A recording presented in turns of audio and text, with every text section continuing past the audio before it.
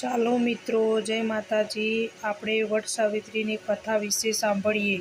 વહેલી સવારે સ્નાન કરીને સ્વચ્છ કપડાં પહેરવા, વટ વૃક્ષ પાસે જઈ પૂજાની સામગ્રી તૈયાર કરવી. વડના વૃક્ષને પાણી, કાચું દૂધ અને ગંગાજળ અર્પણ કરવું. કંકુ, અક્ષત, ફૂલ અને ફળ ચઢાવવા. વડના વૃક્ષની 7 અથવા 108 પ્રદક્ષિણા કરવી. દોરો વીંટાળવો.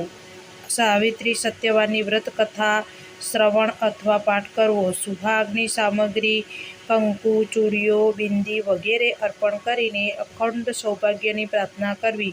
ભગવાન યમરાજ, સાવિત્રી અને સત્યવાનનું સ્મરણ કરવું. આરતી કરીને પછી પૂજા પૂર્ણ કરવી. વટ સાવિત્રીનું મહત્વ. વટ સાવિત્રી વ્રત પતિના દીર્ઘાયુ, સુખી દાંપત્ય જીવન અને અખંડ સૌભાગ્ય માટે કરવામાં આવે છે. સાવિત્રીએ પોતાની પતિવ્રતા શક્તિથી સત્યવાનને પુનર્જીવન અપાવ્યું હતું, તેથી આ વ્રતનું વિશેષ મહત્વ માનવામાં આવે છે. જય વટસાવિત્રી માતા.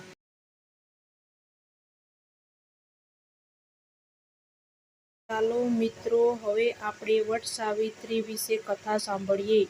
જેઠ સુદ બારસના દિવસે આ વ્રત કરવાનું અને પૂનમના રોજ પૂરું કરવાનું. જય માતાજી મિત્રો, ચાલો આપણે આજે વટ સાવિત્રીની કથા વિશે સાંભળીએ. વટ સાવિત્રી વ્રતની કથા. જેઠ સુદ બારસના દિવસે આ વ્રત કરવાનું અને પૂનમના રોજ પૂરું કરવાનું. 2 દિવસ ફળાહાર અને 1 દિવસ નકોરડો ઉપવાસ કરવાનો. 3 દિવસ વડનું પૂજન કરવાનું. વૃક્ષના મૂળમાં બ્રહ્મા, વિષ્ણુ, ટોચ ઉપર શિવ અને આખા ઝાડમાં સાવિત્રીનો વાસ રહેલો છે. આ વ્રતમાં સાવિત્રી સત્યવાનની કથા વાર્તા સાંભળવી જોઈએ. આ વ્રત સૌભાગ્ય વ્રત હોય. ખાસ કરીને સૌભાગ્યની રક્ષા માટે સૌભાગ્યવતી સ્ત્રીઓ જ કરે છે. વ્રત કરનાર સ્ત્રી વહેલી સવારે સ્નાન કરીને શ્રદ્ધાપૂર્વક વડના ઝાડને પાણી પાય અને વૃક્ષ પાસે બેસી ધૂપ, નૈવેદ્ય, પાન, સોપારી, ફળ, ફૂલ, ચોખા વગેરેથી વિધિપૂર્વક પૂજન કરે તો શંકર ભગવાન પ્રસન્ન થાય છે. અશ્વપતિ નામનો એક ભલો અને દયાળુ રાજા હતો. તેને બધુંય સુખ પણ વારસદાર કોઈ ન મળે. એક દિવસ મહેલે કોઈ મહાત્મા પધાર્યા. તેમણે રાજા રાણીને બ્રહ્માની પુત્રી સાવિત્રી દેવીનું વ્રત કરવા કહ્યું. રાજા રાણીએ પૂર્ણ ભાવથી સાવિત્રી દેવીનું વ્રત આદર્યું. 7મે દિવસે સાવિત્રી દેવી પ્રસન્ન થયા. પ્રગટ થઈ કહ્યું, હે દંપતી, તમારી શું ઈચ્છા છે? રાજા રાણી બોલ્યા, દેવી, સુખ બધી વાતનું છે, માત્ર સંતાનની ખામી છે, માટે અમારું વાંઝ્યા મેણું ભાગો. દેવી બોલ્યા, તમારે પુત્રનો નહીં પણ પુત્રીનો યોગ છે. પુત્રી પણ એવી સદ્ગુણી અને પ્રભુ પ્રત્યે શ્રદ્ધા ધરાવનારી, આગળ જતાં એનું નામ ગણાશે. રાજા રાણીએ નમન કર્યું અને દેવી અંતર્ધ્યાન થઈ ગયા. 9 મહિના બાદ રાણીને એક રૂપાળી પુત્રી અવતરી. આ તો સાવિત્રી દેવીનું કૃપાનું ફળ હતું, તેથી તેનું નામ સાવિત્રી રાખવામાં આવ્યું. માતા પિતાએ સાવિત્રીને ખૂબ લાડ-કોડમાં ઉછેરી, સંસ્કાર પણ આપવા માંડ્યા. દેવો પણ અંજાઈ જાય એવું મનોહર સાવિત્રીનું રૂપ હતું. તો માનવીની વાત જ શી કરવી! આથી કોઈ રાજા તેનું માંગું કરવાની હિંમત કરતો નહીં. અશ્વપતિ રાજા મૂંઝાયો કે હવે કરવું શું? જવાન દીકરીને ઘરમાં રાખવી એ પાપ ગણાય. બહુ વિચારને અંતે રાજાએ સાવિત્રીને જ પસંદ કરવાનું કહ્યું. બીજે દિવસે સાવિત્રી દાસીઓ તથા સિપાહીઓનો રસાલો લઈ પતિની શોધમાં નીકળી પડી. વર તેને રસ્તામાં એક આશ્રમમાં મળી ગયો. થોડે દૂર વગડામાં એક આશ્રમ હતો. તેમાં દૂતમસેન રાજા પોતાના પુત્ર સત્યવાન સાથે રહેતો હતો. સાવિત્રી ત્યાં જઈ ચડી અને તેને સત્યવાનને યોગ્ય વર તરીકે પસંદ કરી વરમાળા પહેરાવી દીધી. આ સમાચાર પિતાને પહોંચાડવા સાવિત્રી નગરીમાં પાછી ફરી. આ વખતે રાજા સભા ભરીને બેઠા હતા અને નારદજી સાથે વાત કરી રહ્યા હતા. નારદજી તથા અશ્વપતિ રાજાને નમન કરી સાવિત્રી કંઈ કહેવા જાય તે પહેલાં નારદજી બોલી ઉઠ્યા, રાજન, હવે સાવિત્રીને ઝટ પરણાવી દો. વચમાં સાવિત્રી બોલી ઉઠી, પિતાજી, મારી ચિંતા કરશો નહીં. મેં યોગ્ય વર શોધીને વરમાળા પહેરાવી દીધી છે. રાજાએ કહ્યું, બહુ સારી વાત. તેઓ કોણ છે? સાવિત્રી બોલી, અહીંથી થોડે દૂર વગડામાં દૂતમસેન રાજા તેમની રાણી પદ્માવતી અને પુત્ર સત્યવાન સાથે રહે છે. સત્યવાન રૂપ, ગુણ અને વિવેકમાં મને યોગ્ય લાગ્યા, એટલે મેં તેમને મારા વર તરીકે વરમાળા પહેરાવી દીધી છે. નારદજી વનમાં બોલી ઉઠ્યા, રાજન, સાવિત્રીની પસંદગી ઉત્તમ છે. સત્યવાન અને તેના માતા પિતા સત્યવદનાર છે. સત્યવાન રૂપ ગુણે સર્વથી શ્રેષ્ઠ છે. પણ નારદજીને અટકી ગયેલ જોઈ રાજાએ કહ્યું, મુનિવર બોલતા કેમ અટકી ગયા? ચોખવટથી વાત કરો. નારદજી બોલ્યા, રાજન, રૂપ ગુણના ભંડાર રસમાં સત્યવાનનું આયુષ્ય હવે 1 જ વર્ષ બાકી રહે છે. રાજા ચિંતામાં પડ્યો. તેણે સાવિત્રીને કહ્યું, પિતાજી, ભાગ્યમાં લખાયું હશે તે થશે. મારાથી 1 ભવમાં 2 ભવ નહીં થાય. સાવિત્રીનો અડગ નિશ્ચય જોઈ રાજા ચૂપ રહ્યો. નારદજીએ પણ સાવિત્રીની મરજી મુજબ રાજાને વર્તમાનની સલાહ આપી અને ત્યાંથી આગળ ચાલી નીકળ્યા. સભા વિસર્જન કરી અશ્વપતિ રાજા સાવિત્રીને સાથે લઈ વનમાં ધૂમ્રસેન રાજાને આશ્રમે ગયો. પણ ત્યાં સત્યવાન ન હતો અને અંધ ધૂમ્રસેન રાજા એક ખૂણામાં બેઠેલા હતા. પગલાંનો અવાજ સાંભળી તે બોલ્યા, કોણ આવ્યું? અશ્વપતિ રાજા પાસે જઈને તેમના પગે પડીને બોલ્યો, રાજન, હું અશ્વપતિ છું.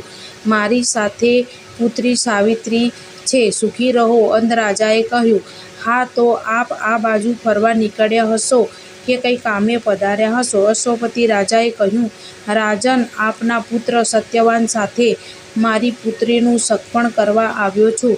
સગપણ? આપની પુત્રીનું લગ્ન મારા પુત્ર સાથે? ક્યાં તમે અને ક્યાં હું? રાજા હતો ત્યારે હતો, અત્યારે તો મારું રાજ્ય દુશ્મનના તાબામાં છે. અમે અહીં ઝૂંપડી બાંધી જિંદગીના બાકીના દિવસો પૂરા કરી રહ્યા છીએ. અહીં મેવા, મીઠાઈ, ભોજન નથી.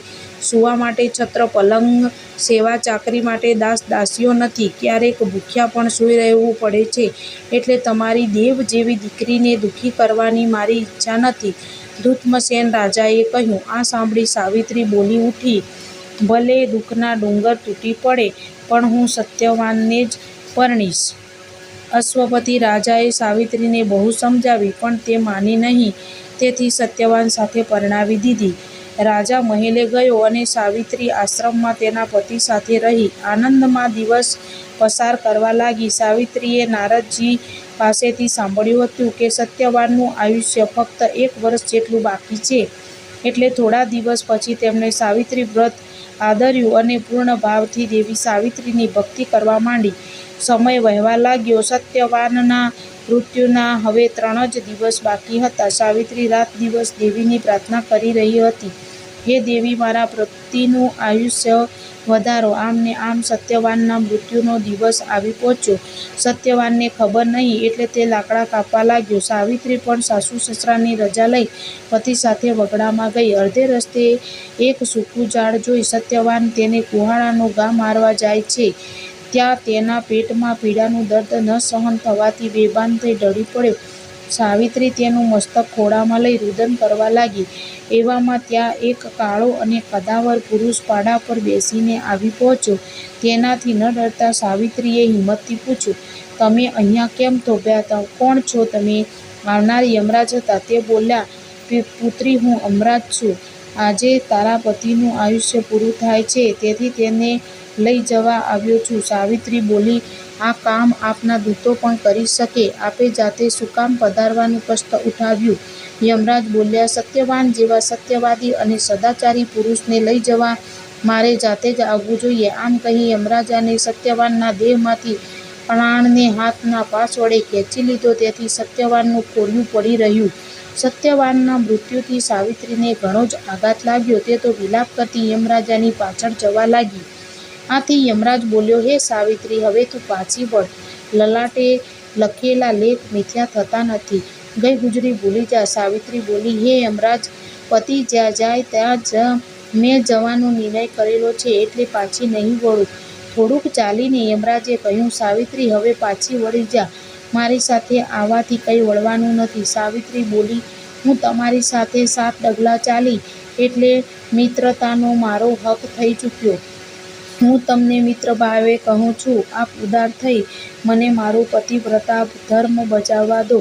યમરાજાએ પતિના જીવન સિવાય કોઈ પણ વરદાન માંગવા કહ્યું. સાવિત્રી બોલી, સારું, મારા સસરાનો અંધાપો દૂર થાય એવું વરદાન આપો. તથાસ્તુ, તારી ઈચ્છા મુજબ તારા સસરા દેખતા થશે. પુત્રી, હવે પાછી વળ. યમરાજાએ કહ્યું. સાવિત્રી કહે, તમારા સત્સંગથી મને અતિ ઘણો આનંદ થશે, તેથી સાથે આવું છું. આ સાંભળી યમરાજા હર્ષ પામીને બોલ્યા, હે પુત્રી, તારી ભાવના સારી છે, પરંતુ મારે મારી ફરજ બજાવવી જોઈએ. તો તું તારા પતિના જીવન સિવાય બીજું માંગી લે. સાવિત્રી કહે, હે દેવ, આપે મારા સસરાને દેખતા કર્યા, હવે તેમનું રાજ્ય પાછું અપાવો. તથાસ્તુ કહી યમરાજા બોલ્યા, પુત્રી, તારી ઈચ્છા મુજબ થશે. હવે તું પાછી વળ. યમરાજ આગળ વધતા હતા ત્યાં સાવિત્રી બોલી, હે દેવ, આપ તો દયાના સાગર છો અને આપ મને પાછા વળવાનું કહો છો, પરંતુ મારા પતિ વગર શી રીતે પાછી જાઉં? યમરાજા દયા લાવી બોલ્યા, સારું, તારા પતિના જીવન સિવાય જે માંગવું હોય તે ખુશીથી માંગ. ત્રીજા વરદાનમાં સાવિત્રીએ કહ્યું, હે દેવ, પિતાને 100 પુત્રો થાય. તથાસ્તુ કહી યમરાજા આગળ વધ્યા ને સાવિત્રી પાછળ જઈ કહેવા લાગી, હે દેવ, પતિને મૂકીને તો હું પાછી નહીં જાઉં. યમરાજા થોભી બોલ્યા, પુત્રી, હઠ છોડી દે. તારા પતિના જીવન સિવાય ગમે તે માંગી લે. સાવિત્રીએ કહ્યું, મને 100 બળવાન પુત્રો થાય. તથાસ્તુ કહી યમરાજા બોલ્યા, પુત્રી, તારી ઈચ્છા મુજબ તને 100 બળવાન પુત્ર થશે.